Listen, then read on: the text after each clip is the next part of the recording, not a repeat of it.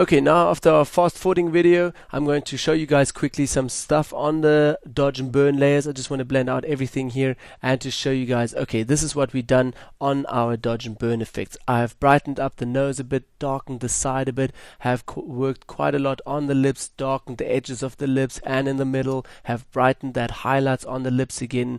I have burned a little bit these on the sides here, just darken that a little bit, brighten the forehead a little bit, and obviously worked a lot on the hair at the top here, then also on the eyebrows again, and also on the eyelashes over here. We have brightened the eyes a little bit, and also at the bottom I have brightened and darkened a little bit over there.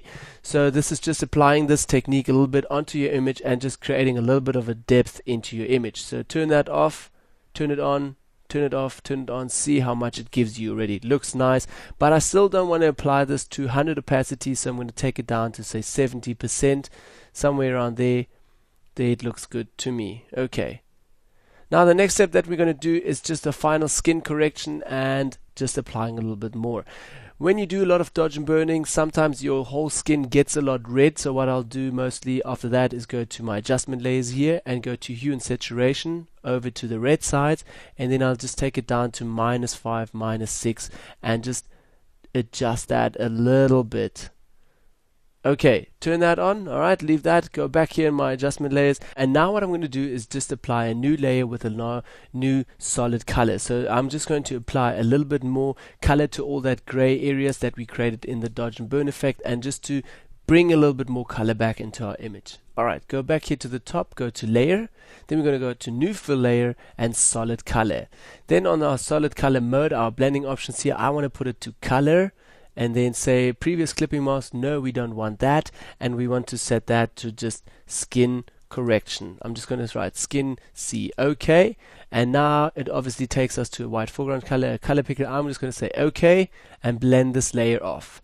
Now what I'm going to do is go over here again, select again our color picker chart over here, and then I'm going to go over to my face and select a nice color here from the skin already.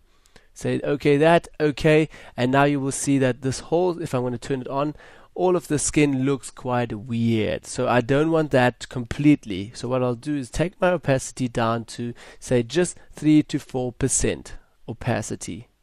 Okay, so around 4%, 5%. That looks good to me. Just brings a little bit of pop again in there, as you guys can see down here, and it just fills up all these gray parts that we created through the whole dodge and burning. Okay, that's the last step I'm going to do for that, and then I'm going to take both of these layers and put them in a new group. Okay, select both of these layers, and we're going to set that to skin correction. Skin correction. Set that, and we're done.